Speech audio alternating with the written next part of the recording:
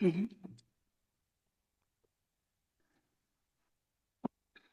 Thank you, everyone, for joining. I hope everyone can hear me well. Tomorrow, on March 11th, the UN Special Rapporteur on the promotion and protection of human rights and fundamental freedoms while countering terrorism, Saul, will be presenting his report on regional organizations and civil society before the 58th session of the Human Rights Council. The objective of this side event is to address the weaponization of counterterrorism laws and policies through three major trends identified across the MENA region: the crackdown on civic space, transnational repression, and the ongoing genocide on the Palestinian people. The panelists will tackle these important issues by addressing the escalating crackdown on civic space in Tunisia, which has remained largely unaddressed, and which has particularly intensified around the recent October 2024 presidential elections, through the authorities' use and abuse of counterterrorism laws and measures. Second, through tackling the issue of transnational repression in the Arab region through politically motivated extraditions facilitated by the Arab League's Arab Interior Ministers' Council and targeting peaceful activists, dissidents, and human rights defenders. And finally, by addressing Israel's use of counterterrorism laws, policies, and rhetoric to justify committing systemic human rights abuses against Palestinians and genocide in Gaza. I'd like to introduce our panelists. First, we have Saul, who unfortunately could not be with us today, so he will be joining by video conference. Saul is the UN Special Rapporteur on the promotion and protection of human rights and fundamental freedoms while countering terrorism. Next, we have Ghofran Binou, a Tunisian lawyer, human rights defender, anti-racist, and feminist, whose passionate activism is reflected in her determined fight against racism and discrimination. She works to promote equal rights and inclusion for all in Tunisian society, and she is also an advocacy officer at Adala for All, where she designs and implements advocacy strategies to influence public policy and bring about meaningful change for greater social justice. Next, we have Fadi Khouri, who is a human rights lawyer with an LLM and SJD from Harvard Law School and an LLB from the University of Haifa. He is currently a postdoctoral fellow at the Minerva Center for the Rule of Law under Extreme Conditions at the Haifa University Faculty of Law. And Dr. Khouri worked as a human rights attorney in Adala's Civil and Political Rights Department. Finally, we have Tanya Bukalovsky, a human rights officer covering the counterterrorism and human rights portfolio at MENA Rights Group, a Geneva-based NGO defending and promoting fundamental rights and freedoms in the MENA region. There is interpretation for Arabic and English. You can follow the event on Channel 6 for Arabic and Channel 2 for English. Please remember to speak slowly and clearly for interpreters, and I'd like to thank the interpreters for their work with us today.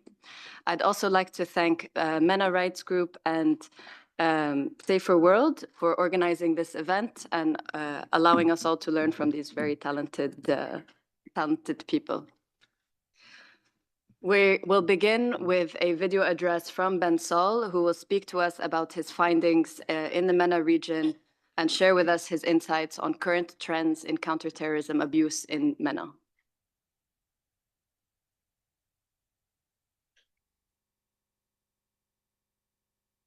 Good afternoon. I'm pleased to speak at this event and sorry my plane was delayed by a cyclone here in Australia. I thank MENA Rights for their invitation. I pay tribute to their vital work in monitoring human rights violations in the Middle East and North Africa, which has been of great assistance to my work as Special Rapporteur. My report to the Human Rights Council tomorrow outlines many good practices across different regional organisations for engaging with civil society on counter-terrorism. But it also reveals how much more work must be done in every region. The value of engaging diverse civil society organisations in preventing and countering terrorism, addressing root causes, and monitoring and remedying human rights violations is now widely recognised. Engaging them enhances the legitimacy of counter-terrorism measures, builds public confidence and security cooperation, and makes measures more effective. In the MENA region, regional organisations are increasingly active in countering terrorism, including the League of Arab States and its Arab Interior Ministers' Council and the Gulf Cooperation Council. In addition, many MENA states are also members of the Organisation of Islamic Cooperation, the Islamic Military Counterterrorism Coalition, and the African Union. Regrettably, most regional organisations in the MENA region provide very little space for genuine civil society engagement. In the Arab League, organisations do not enjoy participation rights at summits or the principal working bodies. The Arab Interior Ministers' Council's meetings are closed, agendas and documents are not public, and the Arab counter-terrorism strategy remains secret and was drafted with negligible public input. The Council has been largely unresponsive to civil society outreach, despite engaging with the United Nations and the Global Counter-Terrorism Forum. The Arab human rights bodies also restrict public participation heavily. The Organisation of Islamic Cooperation formally consults only accredited humanitarian NGOs, but not civil society organisations that work on human rights or other sensitive issues. Its accreditation rules are highly restrictive and politicised, historically favouring Islamic, apolitical, humanitarian organisations with amicable relationships with OIC governments. The OIC's Independent Permanent Human Rights Commission has also largely excluded civil society since the conclusion of its first session in 2011. Even where engagement is theoretically possible, many civil society organisations are reluctant to engage if the processes seem fundamentally flawed. They could be flawed because they're tokenistic and would lack impact. Consultation comes too late, a proposal seems to be a fait accompli, or the organisation's culture is simply averse to dissent. Some organisations like the OIC perceive civil society as troublemakers or agents of foreign opposition, of political opposition, foreign values, or Western influence. Failure to publish the inputs from civil society or advise how those inputs are used further discourages participation. Certain organisations are also perceived as reflecting the restrictive political cultures of their member states, including lack of public participation and transparency in lawmaking, and as amplifying state repression. In this context, consultation can even endanger civil society. The Islamic Military Counter-Terrorism Coalition of 42 Islamic states, founded in 2015, allows public input, but participants must adhere to Islamic teachings and Saudi law and customs and refrain from offensive, indecent, insulting, or defamatory criticisms, including of religion. I now wish to briefly highlight 6 key trends in the misuse of counter-terrorism measures in the MENA region more broadly, evident from the mandate's work. First, some regional organisations themselves have facilitated violations.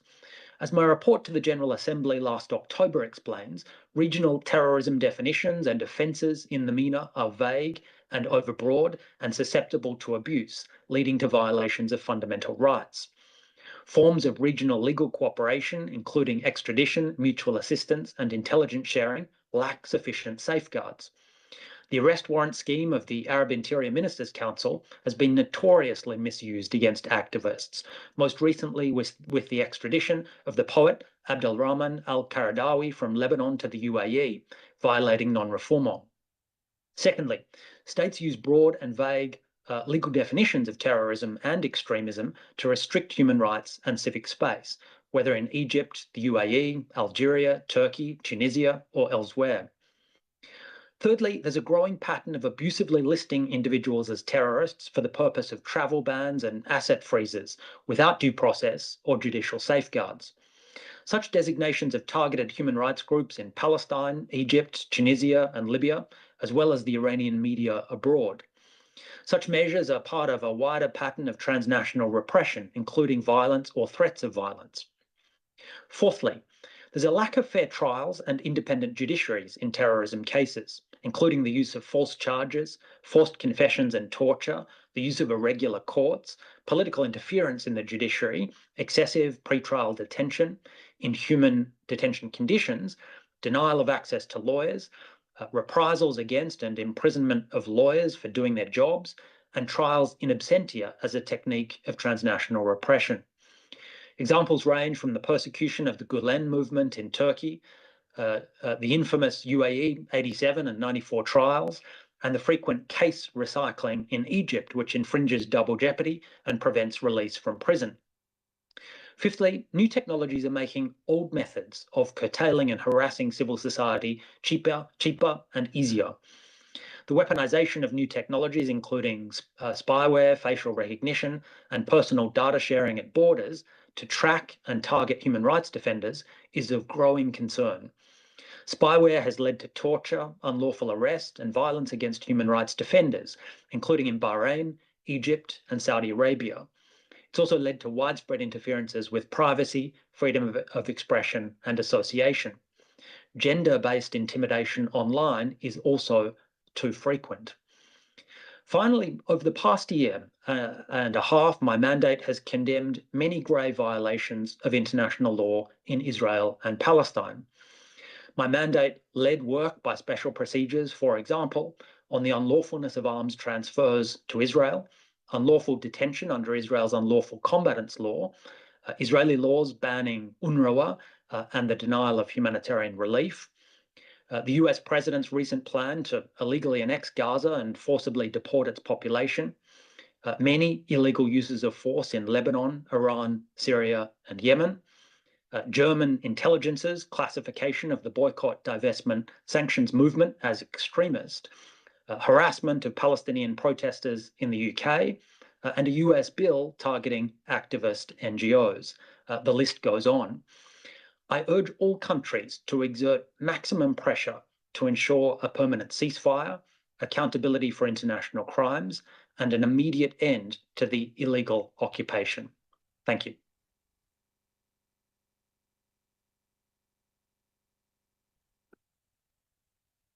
Thank you so much.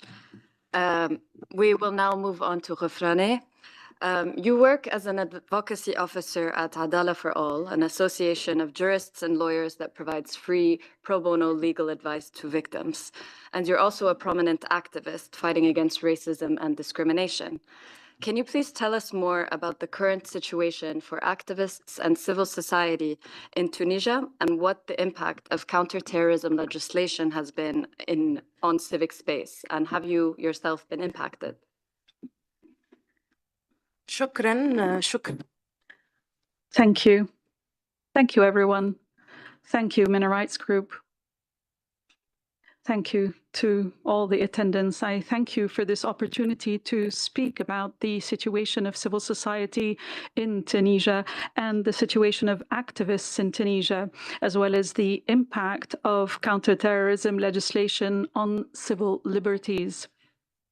I will speak today, as you mentioned, as a Tunisian activist and also as an advocacy officer in Adala for All. It is an association that aims to ensure justice everywhere in Africa. I will talk about the complex situation that human rights women and men working, human rights workers, women and men in Tunisia live in.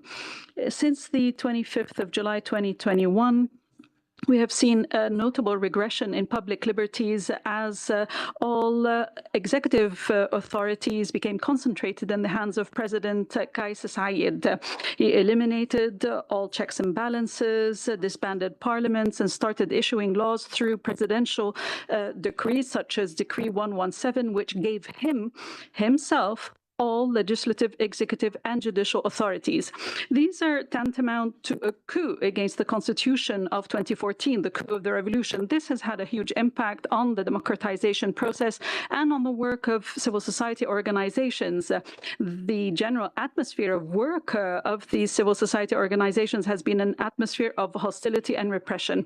In recent years and months, there has been an escalating crackdown on political activists, lawyers, journalists, trade unionists, and judges, as well as simple Tunisians, I say judges, who did not accept the decisions of the current authorities. As I said, simple Tunisians who have nothing to do with politics or civil society have also been subject to a crackdown for simply criticizing the de facto authorities. In March of this year, the collective trial of 40 political opposition figures started for a supposed conspiracy against state security. This is a very serious charge that carries the death sentence.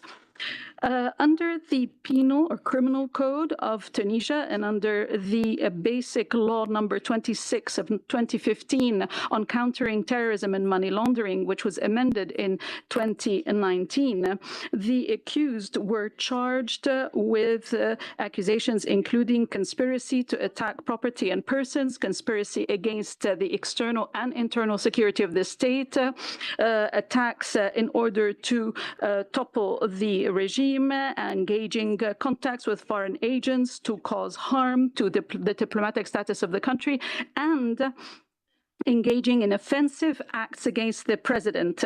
These trials are taking place in an environment of intimidation and harassment with numerous procedural flaws. From the beginning, the NGOs were not allowed to cover these cases in the media.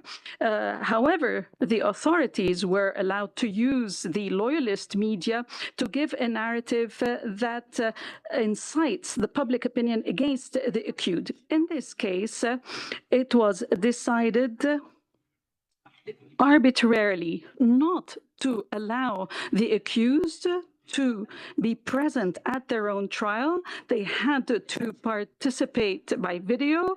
This is something that is considered by the accused as very worrying.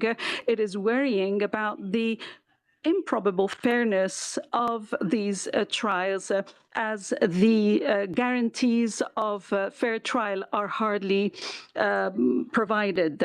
Associations that worked against racial discrimination and called for peaceful coexistence and tolerance, that worked on issues of migration, or that denounced the abuse of migrants from sub-Saharan Africa, found that they were also targeted by counter-terrorism laws. They were accused falsely of money laundering, of conspiracy, of threatening national security, attempting to change the demographic composition of the country, simply because these activists criticized the authorities. As a result, many of them were jailed. These repressive arrests did not come in a vacuum. They came within the context of official incitement through hatred rhetoric against migrants from sub-Saharan Africa. Instead of addressing this issue from a human rights and development perspective, civil society organizations were made to bear the responsibility for the situation. They were intimidated, they were imprisoned, these activists, when they were simply calling for respect and for the most basic dignity for sub-Saharan Africans. A new draft law was also submitted on the creation of associations and NGOs. This draft bill is another tool to infringe on the freedom of association and to put CSOs under the control of the state. If adopted, there will be further arbitrary and enforced closures of independent NGOs. This jeopardizes the plurality of civil society in Tunisia. It is difficult for us today to even talk about restoring democracy in Tunisia. Now, to answer your question, the situation today in Tunisia is very worrying.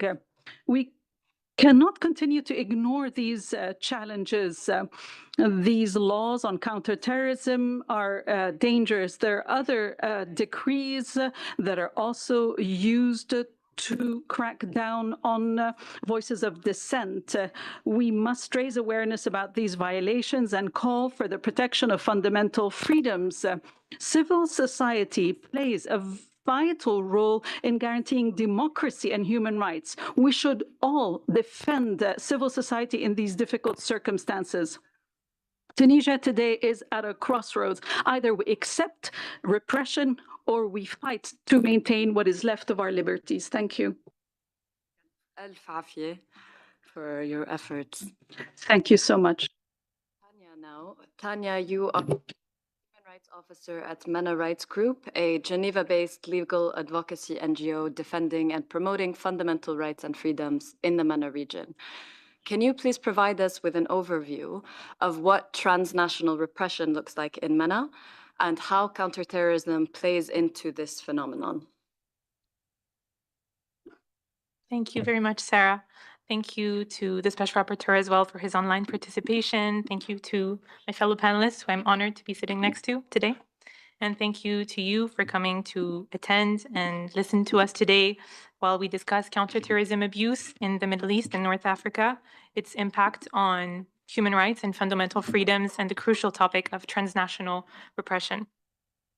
At MENA Rights Group, an important part of our work is dedicated to defending victims of human rights violations before international legal mechanisms. We identify also root causes of these violations to tackle human rights issues at the structural level and to advocate for reform. In recent years, we've documented an increasing number of cases of victims of transnational repression, often perpetrated under the guise of countering terrorism. While transnational repression can take many forms, what we're specifically talking about here is cases of individuals facing politically motivated extraditions to countries where they risk torture, arbitrary detention, enforced disappearance, and other human rights abuses, often in reprisal for exercising their fundamental rights, such as the rights to freedom of expression or assembly. The main targets of these extraditions are activists, peaceful dissidents, and human rights defenders who have been accused of baseless terrorism or security-related offenses and who are living in exile. These offenses are typically contained in counterterrorism or national security laws, which are systematically weaponized by state authorities to conflate peaceful dissent and political criticism with threats to security or terrorism, in complete violation of international human rights law. What we're seeing happen more and more is exiled activists or dissidents traveling to a country of the Arab League, where they are arrested on the basis of these unfounded accusations and face extradition to the country which is bringing these accusations against them to punish them for expressing dissent. For instance, in the most recent case of transnational repression that we've documented and which has shaken the entire MENA region is the case of the extradition of Abdelrahman Kardawi from Lebanon to the UAE in January of this year. Kardawi is an Egyptian poet and prominent voice of the Arab Spring who had posted a video of himself on social media, notably criticizing Egyptian and Emirati authorities during a trip to Damascus. Upon his return from Syria, he was arrested and detained in Lebanon at the request of Egypt, where he had been unjustly sentenced to prison in 2014 for acts related to his freedom of expression. The next day, another request for his arrest and extradition was issued, this time by the UAE, accusing Kardawi of threatening the country's security because of the video he had posted on his social media.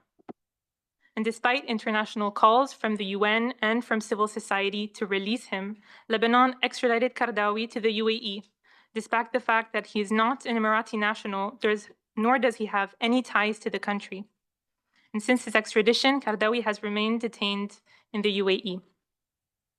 Now, what's very important is that there is a common denominator that links the case of Kardawi and the many other victims of transnational repression in the MENA, which is the Arab Interior Ministers' Council, or the AIMC. The AIMC, which is often misleadingly referred to as the Arab Interpol, is a body of the Arab League which can circulate state-requested warrants to Arab League member states and facilitate the arrest and extraditions of wanted individuals. By facilitating these extraditions, the AIMC is expanding the scope of Arab states' repressive tactics from the national to the regional level. The AIMC's operations are in clear violation of international law. Facilitating extraditions of individuals on political grounds to countries where they face human rights abuses, such as torture, constitute violations of the international principles of non-refoulement and the prohibition of discrimination, which are absolute and non-derogable. The AIMC's operations also violate its own laws. For instance, the legal framework of the AIMC, specifically the Riyadh Arab Agreement for Judicial Cooperation, specifically prohibits extraditions on political grounds. However, this prohibition has a long list of exceptions, which allows extraditions for lèse-majesté or acts deemed as offensive to kings or heads of state. The vagueness and imprecision of these exceptions create a legal loophole, which seemingly enables the AIMC to facilitate the political extraditions we've seen to take place in practice. What's also particularly concerning about the AIMC's practices is that when people are arrested on the basis of an AIMC warrant and they are facing extradition, they are left completely powerless. It is not possible for them, nor their lawyers or human rights organizations like us, to access their criminal file or to challenge the warrant issued against them. Now, the various human rights concerns that are posed by the AIMC have been raised and highlighted by UN human rights bodies more than once, including in a communication issued by UN Special Procedures addressed to the Arab League. But to this day, they have never received a response. At the same time, while UN human rights bodies have been listening to civil society and denouncing the AIMC, other international bodies are actively collaborating with the AIMC while completely excluding civil society. Police organizations such as Interpol, European agencies such as Frontex, UN bodies as well, such as the UN Office of Counter-Terrorism, the UN Office of Drugs and Crime, and the Counter-Terrorism Committee Executive Directorate of the Security Council have various cooperation agreements and memorandums of understanding with the AIMC. For instance, the UN Counterterrorism Center worked with the AIMC to develop an Arab regional counterterrorism strategy. And despite our repeated efforts, the strategy has never been made public since its adoption 3 years ago. And different counterterrorism bodies have provided us with conflicting information regarding its content. They have told us that they will not be conducting any impact assessment on the strategy, despite all of our evidence demonstrating the catastrophic impact AIMC practices have on human rights. As a result, the sad reality we're currently left with is that the number of the AIMC's victims is mounting, and transnational repression continues to be perpetrated in violation of international law, in complete impunity, and with a UN stamp. So I'm here today in an effort to continue to raise awareness about the grave consequences of transnational repression in the AIMC on people who exercise their fundamental rights protected by international law. And while we'll continue to defend the targets of the AIMC and advocate for reform, it is crucial for Arab dissidents to think twice before traveling to countries of the Arab League. Thank you. Thank you very much for that, Tanya. We'll now move on to Fadi, who worked as an attorney at Adala, an independent human rights organization and legal center based in Israel, which is dedicated to promoting human rights in Israel and the occupied Palestinian territories, with a particular focus on the rights of Palestinian citizens of Israel. Since October 2023, Israel has used the justification of fighting terrorism to commit a genocide in Gaza. Can you give us some background on what Israel's counterterrorism framework looks like, and also what the impact of Israel's counterterrorism laws and policies look like in practice, including in the West Bank? Thank you, Sarah. Thank you for the organizers for this important event. It's really difficult to answer this, is it not? Okay. It's really almost impossible to encompass all the practices that are justified under the counterterrorism legislation in Israel in just under 8 minutes. What can we actually say is that the counterterrorism that was legislated, counterterrorism law legislated in 2016 came to replace previous and prior tools that were in the legal arsenal of Israel's counterterrorism efforts, which were an inheritance from the mandate. The main difference between these two bodies or corpuses of legislation is that most of the previous laws were contingent on the existence of an emergency situation, a declaration of emergency, whereas newer and updated, modernized legislation is detached from such contingencies. So what we have is permanent laws on the books designating an area of activity and calling it terrorism, and based on that definition, utilizing certain justifications to violate, in my opinion, basic rights and procedures that we have come to acknowledge as necessary in any human rights pursuing society. So, whereas the 2016 law applies only within the Green Line and East Jerusalem, that was annexed, and thus it's subject to Israeli law. In the West Bank, there's a whole other set of legislation and military orders which have the parallel, excuse me, a parallel impact, but is much broader. In this section, I do want to focus on one specific article in the counterterrorism legislation, and that is Article 24, which in particular criminalizes certain forms of speech and designates them as speech supporting, encouraging, inciting, or sympathizing with terrorism. And why this article is important is because back in the day when in 2016 the law was being considered, a lot of human rights organizations in Israel and outside of Israel warned against the broad definitions that these laws have or these clauses have adopted. It was warned that these ostensibly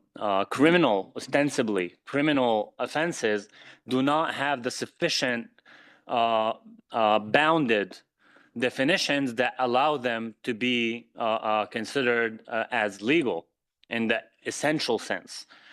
And now, after October 7th, 2023, what we see is that these laws have been used, and this article in particular has been used to prosecute each and every individual who posted on Facebook, on Instagram, even a story, even a message on WhatsApp, to the extent that individuals spent days to weeks in detention. Almost 186 indictments have been submitted against Palestinian citizens of Israel for sharing a photo on Instagram. Now, to the extent that these do fall within the language of Article 27, that's 24, that's debatable. Our issue with the mere authority is that it allows the police, with the backing of the prosecution and with the acquiescence of the court system, to persecute individuals for the mere fact of speaking and consider that speech in and of itself sufficiently dangerous so as to justify placing them in custody.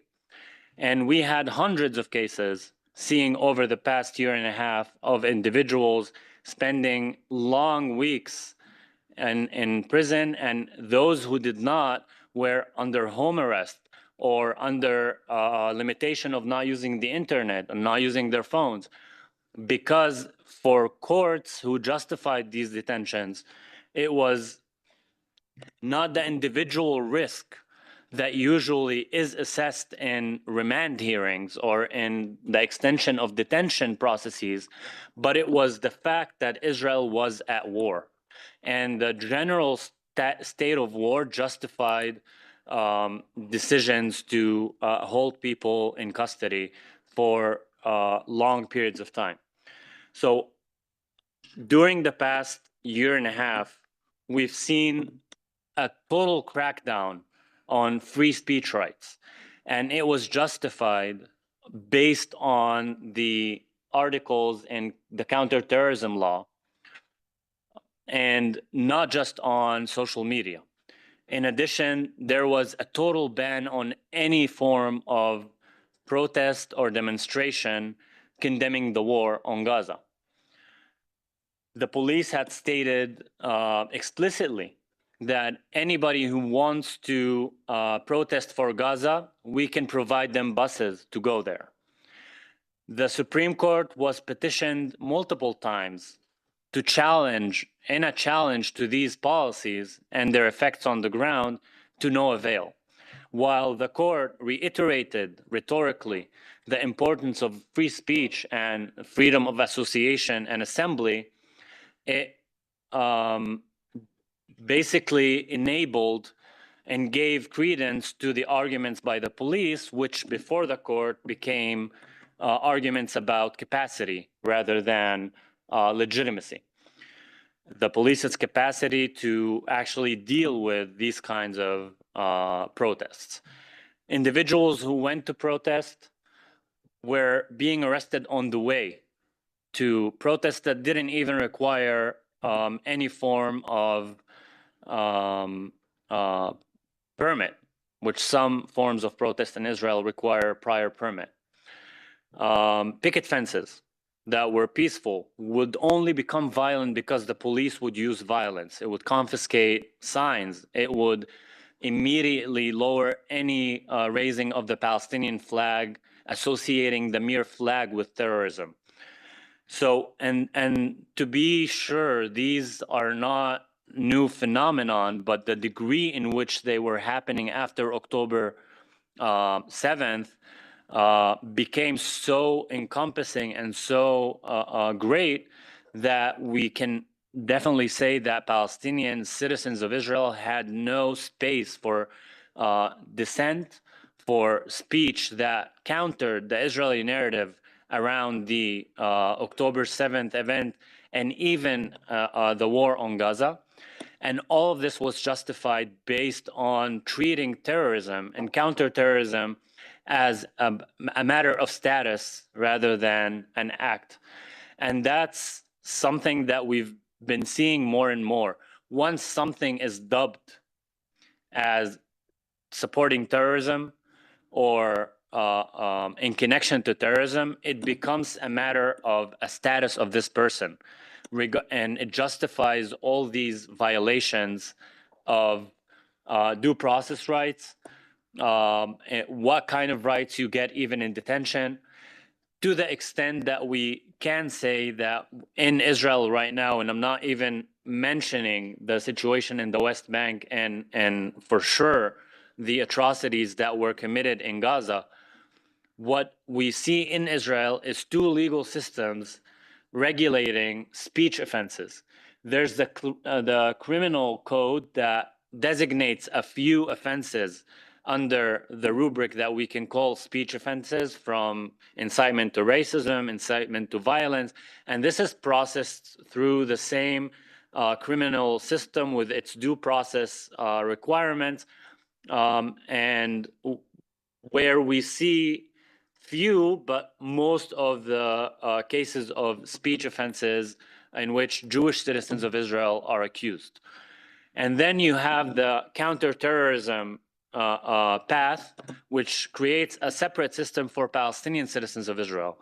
So in terms of numbers, out of the 186 cases that we've seen over the past year, and those numbers are not final, only one case for Article 24 under the counterterrorism law was a Jewish citizen of Israel. The rest were Palestinian citizens of Israel.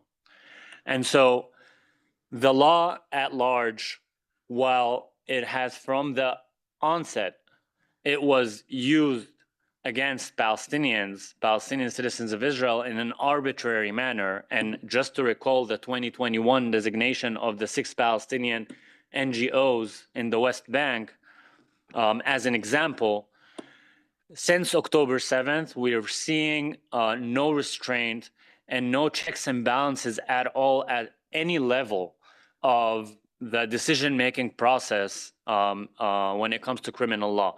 At the police level, under the guidance of an instruction of Itamar Ben-Gvir, the Minister of National Security, even before October 7th, we've seen a major shift in the police practices towards the Palestinian citizens of Israel in terms of protests and speech offenses online. And after October 7th, this almost broke loose. In terms of the prosecution, right after October 7th, we saw a lot of the internal bylaws that the prosecution had implemented in order to reel in police practices were also let loose. Just for an example, I don't know how long I have. Okay.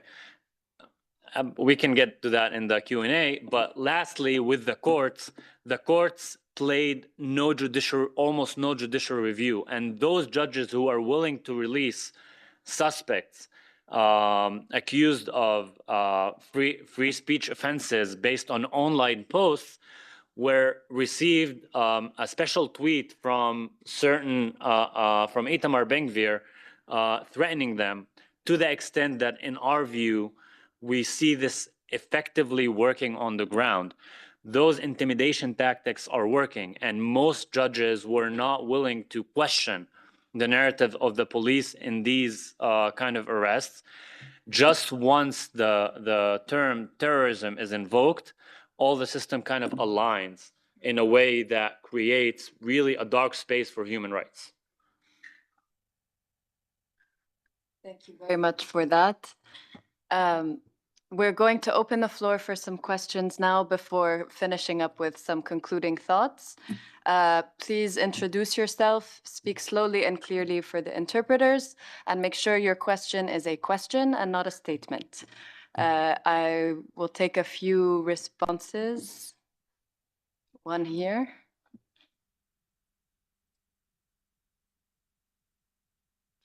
شكرا جزيلا اسمي زين.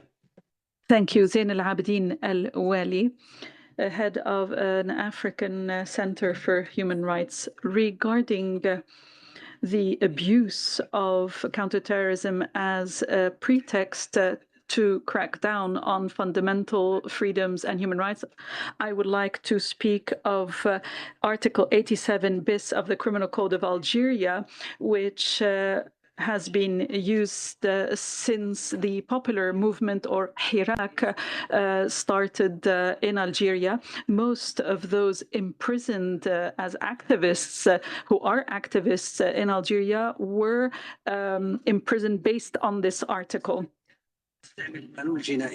Today, authoritarian regimes indeed use and abuse these counterterrorism laws and measures. I have a question about the situation of the refugee camps in Tindouf in Algeria.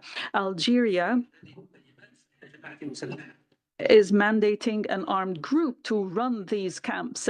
The activists in these camps cannot resort to courts. These camps today, unfortunately, are now a nursery and a breeding ground for terrorism. Thank you.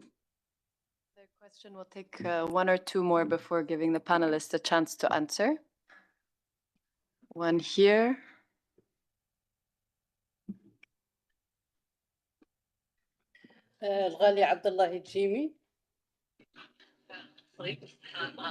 I'm here to talk about enforced disappearances in the occupied Western Sahara, occupied by Morocco. I would like first to say that I regret all targeting of victims, and we call for the release of all persons who are unjustly detained. I am from Laayoune in Western Sahara. I am a human rights activist, and I would like to say that Morocco as a state deprives us of all basic and fundamental rights for the simple reason that we are calling for our right to self-determination. I was personally released in 1991. Now, 34 years later, after being released, I was for 3 years and 7 months, I was blindfolded. Hundreds of my comrades were in the southeast of Morocco, hiding. 324 Sahrawis were released 3 months before the ceasefire. We thought that there would be a real change in the situation, but since then and up to now, we are fighting to have an association.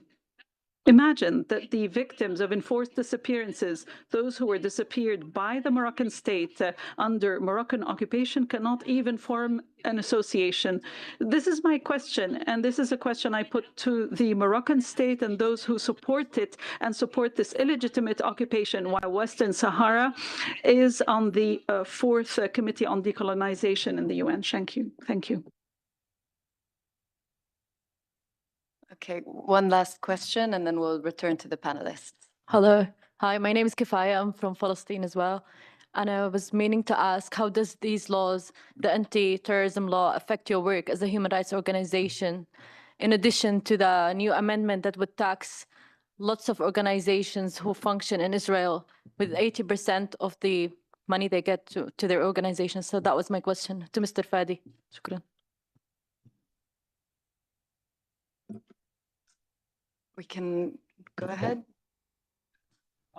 Yeah, so this is on the agenda, the question. So it's really difficult to carve out what is being now normalized in Israeli legal and political culture. Part of it is directed at Palestinians as Palestinians, and another part of it is directed against any form of liberalism, even those liberal islands that existed within Israeli political culture. So what you see is an attack on NGOs that, by the way, is not new, but now is gaining political traction because of October 7th. October 7th allowed a lot of policies that in the past were kind of pushed forward within the Knesset, but reached a roadblock because of international pressure, because of certain kind of political parties within the Zionist kind of stream or kind of party system. But now the NGO bill is trying to basically tax up to 80% those who receive most, I think maybe up to 50%, or those portions of their funding from foreign governments. Now, let me say one thing. A lot of experts have been looking at that law and at that bill. It's still a bill. And they're uncertain about certain definitions in it. It's not totally clear. So if you're receiving most of your funding from a foreign government, and a lot of NGOs in Israel, like, I mean, doesn't matter names, but they would be extinct because foreign governments don't want to put money in states. They're trying to fund NGOs. So it really signals the death of these organizations. The space in Israel, and I have two more sentences, the space for civic action and human rights law, like activism and defense in Israel, not only shrunk, it really is a few organizations, and the chilling effect is real. A lot of activists are out to the streets, and you can understand why. If you're being even suspected based on Article 24 of the counter-terrorism law, it doesn't end with the arrest. You are put in the security sections of prisons where the conditions have been horrendous. People got scabies, were sleeping in overcrowded rooms with bugs, little food. So people who got arrested in October in a demonstration, a lawyer and an activist from al-Fahim, came out of prison telling horror stories. So it's not, you're not just risking the night at the police station, you're risking your health. And that's the price that's being exacted on activists. And that's why the space has shrunk so much. Thank you for that very clear answer. Since we're nearing the end of time, I'm going to pass it on to Tanya, if there's anything that you wanted to say on the questions that had been asked, and if not, any final thoughts that you have or recommendations to member states, the UN, other international community or relevant stakeholders. And then it would be the same question for you as well, Ghofrani, before we wrap up.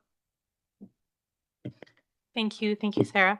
I think I'll just conclude by saying, looking forward, we really urge, regarding the issue of transnational repression, we want to urge the AIMC to listen to the UN human rights bodies and to civil society, and to respond to the communication received by UN special procedures, and to urgently reform its practices in line with international human rights law.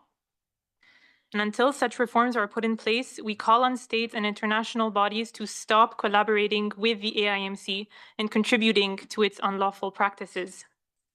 We also call on the Arab League states to immediately cease proceeding with extraditions, which are requested on the basis of AIMC warrants, and to refrain from resorting to the AIMC to seek extraditions. We also urge Arab League member states to reform their counter-terrorism and national security laws in conformity with international human rights standards, and to cease using them to silence and to punish people exercising their fundamental rights and freedoms within national borders and beyond. I want to remind Arab League states and the international community that the international principles of non-discrimination and non-refoulement are norms of jus cogens, which must be respected by all states at all times without any possible restriction.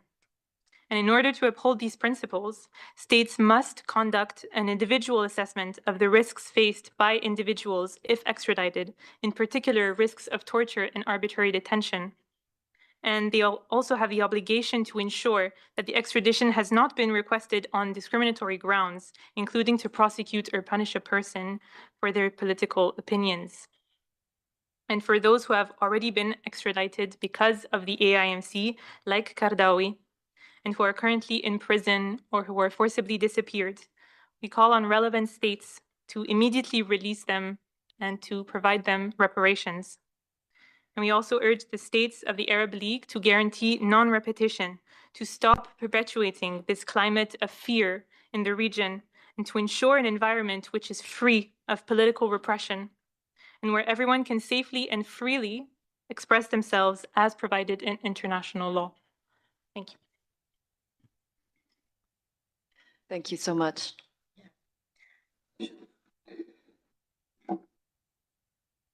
Shukran. Thank you. Thank you once again. Before turning to the conclusions, I would like to recall here something important. Tunisia does not live in isolation. It is a member of the United Nations. It is signatory to numerous international conventions that it adhered to voluntarily. These conventions are not theoretical texts. They are legal obligations that aim at guaranteeing fundamental freedoms and human rights for all people, including right of freedom of expression, right of association, and independence of the courts. When we turn to UN bodies, we're not asking for something that is beyond the law. We are simply recalling these obligations and calling for their practical implementation.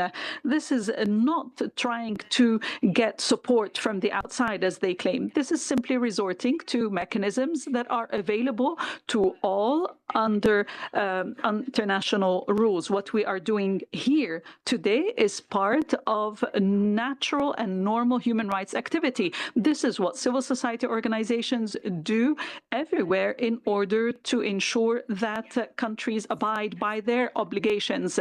Tunisia itself resorts to such mechanisms when it wants to seek protection for its own nationals or for other issues that have an international nature. So calling for the implementation of international obligations is not anti-state activity.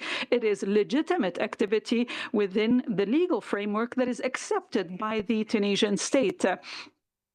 Committing to international conventions is is an obligation, and calling for the implementation of these obligations should not be construed as anti-state activities. They're at the heart of defending the human rights of all people and their fundamental freedoms. Our recommendations are to immediately release all prisoners of conscience and political prisoners. Tunisian authorities should release all those who have been detained for their political opinions or human rights activities and put an end to politicized trials, as well as abiding by international standards that prohibit arbitrary detention. These are the obligations of Tunisia under the ICCPR. Secondly, respect for the independence of the justice and stop politicizing justice. It is important to rehabilitate the independence of the judicial authority, to stop any political interference in the work of the judges, and to secure fair and public trials. It is also important to put an end to military trials of civilians in line with international human rights standards. Time is up. I'm so sorry to cut you off. We unfortunately did not have time to get to the conclusions and recommendations of Fadi nor Ben Saul, but hopefully he will be around, as well as our other panelists afterwards, where we invite you to come speak and ask any remaining questions you may have. Thank you so much for joining this event. Thank you to our translators, and thank you to MENA Rights Group and Safer World. On a commencé un peu tard ici. Oui.